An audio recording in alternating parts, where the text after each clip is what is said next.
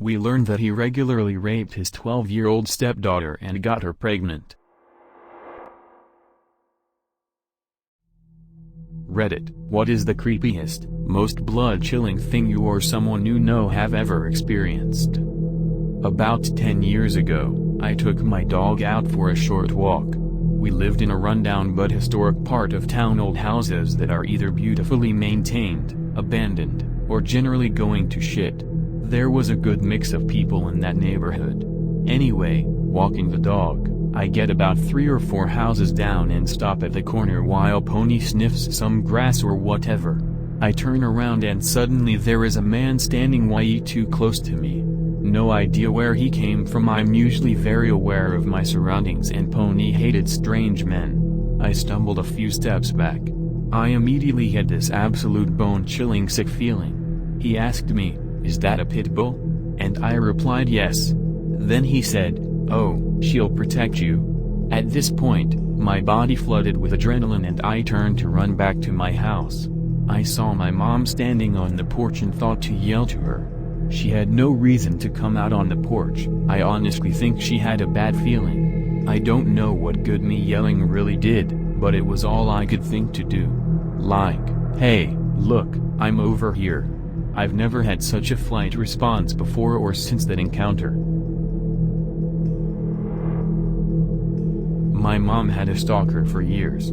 She was maybe in her early 30s, I was about 3 and my brother was around 1 when this started. My dad would leave for work in the morning, and as soon as he was gone, the calls would start coming in. She'd answer the phone and some guy would be saying all this horribly sadistic and sexual things about what he wanted to do to my mom. She was beyond frightened and didn't know what to do. Sometimes the caller would describe what she was wearing at that very minute or describe what she was doing. My parents were struggling financially so they couldn't just up and move, but my mom started spending more and more time at my dad's mother's house when he was away. The cops got involved but they couldn't trace the call. Finally, they were able to save up enough money to move. I was about 6 by this time. The phone number was changed and unlisted in the phone book. This was around 1988 when everyone still used landlines. My mom never got another scary phone call, but she had nightmares about it for years. When I was little, I remember going into her bedroom in the morning and she would be sobbing into her pillow. I didn't understand it at that point, but she explained later in life that she'd wake up from a nightmare and just shake and cry. A couple months after we had moved, the cops informed us that they finally caught the guy. It was our next-door neighbor's 19-year-old son. He had been in the military but was discharged due to severe mental illness. I guess he was put into some sort of special security home that specializes in mental health. The lead investigator said that the son was obsessed with my mother and they found a box in his room full of a bunch of photographs candidly taken of her when she was out in the garden or playing with us kids in the yard. It chills me to the bone when I think about it now. Anything could have happened to my mother when my dad was at work and I'd be too young to help her.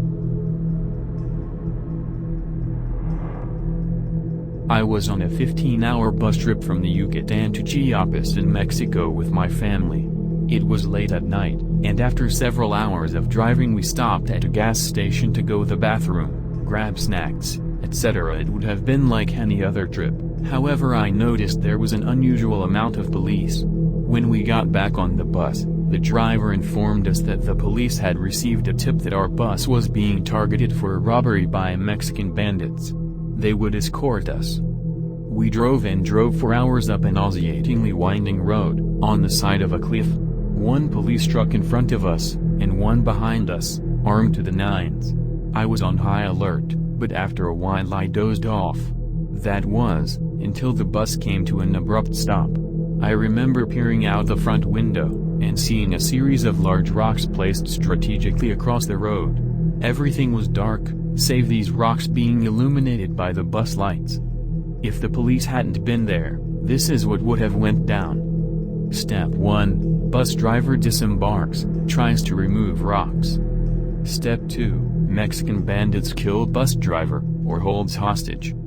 Step 3, bandits board bus. Step 4, rob, rape, kill. I was 17 years old, white-looking female, I'm a halfie, and the rest of my family is Mexican, or looks full Mexican, and even then I knew what would have happened to me. Kidnapping for ransom would definitely not have been out of the question, and rape a high guarantee. We were in the middle of nowhere on a bloody fucking mountain. If the policia weren't there, would I be here to tell this story? Probably not.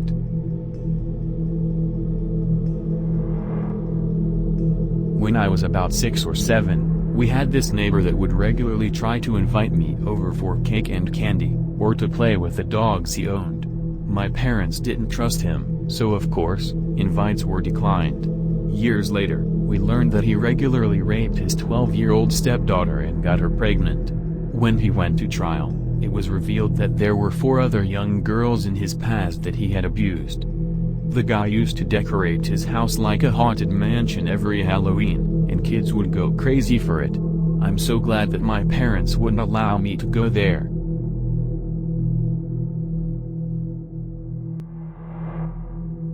When I was 16, my parents went out of town for a weekend.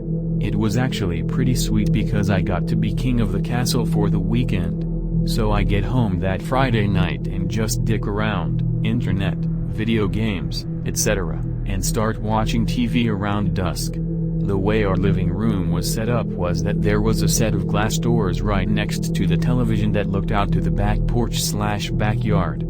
The backyard was surrounded by ivy that grew on a hill around a 45-degree angle. So I'm just mindlessly channel surfing and I see some movement outside. At first I just dismiss it thinking it's a bird or a neighborhood cat or something, but I then notice that whatever is moving is way bigger than a bird or a cat. I go and put my face near the glass and stare into the backyard and there's some dude just crouching in the ivy looking into the house. Our eyes meet and he has somewhat of a no shit moment and bolts out of our yard. Scared the shit out me.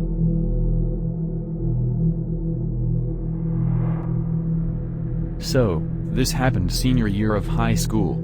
My best friend and I were at her house, which was way up in one of the canyons and she had a long, winding driveway. We had been there all day and her mom had gone out and she and I were supposed to go meet a couple friends in Hollywood that night. Anyways, we had been goofing around all day and watching scary movies and whatnot and we started to get ready. Her bathroom had one of those his/her double sink deals so she was near one and I was at the other. All of a sudden I got the creepiest feeling, like, all of the hair on my arms stood up and I had this sudden feeling of panic.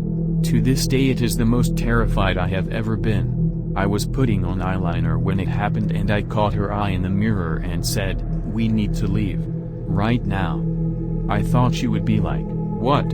You're being ridiculous or what have you," but instead she said, "I know." My blood ran cold when she said it. We left so quickly that we just grabbed what was in front of us. We booked it out of her house and down the driveway, which we weren't supposed to be on BC. Her mom had just had it repaved, and her car was parked down on the street. We rounded the curve in the driveway and there was an SUV parked dead center in the middle of the street without its lights on. Suddenly, the lights turned on full blast, the SUV blared its horn and took off. We scrambled the rest of the way down, totally ruining the new paving, and were getting into her car and calling the police when her mom pulled up right behind us. To this day, I do not know if it was a robber or what, but the fact that she and I both got the sense of dread at the exact same time creeps me out to no end. Whoever was in the SUV was the lookout and he or she flipping on their brights and laying on the horn was to alert whoever else was involved that we were now outside/there had been people in the house, etc., but we'll obviously never know for sure as we saw no one else, and there were no immediate signs of anyone having tried to break in. When my friend's dad was around 17 years old, he decided to go camping with about 8 or so of his friends. This took place in the Wisconsin forest. When they got to the site, they decided to split up to collect firewood in groups of 2, and meet back at the site in around 20 minutes. One group wasn't back right away, and since they were a couple, they just assumed they were fornicating in some bushes, and cracked a couple jokes about it. After around an hour they decided they should probably go look for them. and headed off to search in the area they had been collecting wood. They saw behind a bush part of the girl's bloody shirt, and the man's shoes were lying scattered around the scene. They quickly rushed back to their car so they could drive to the park ranger's office, which was about 5 miles away, and report the incident. However, they found that their gas had been siphoned, so they had no choice but to walk.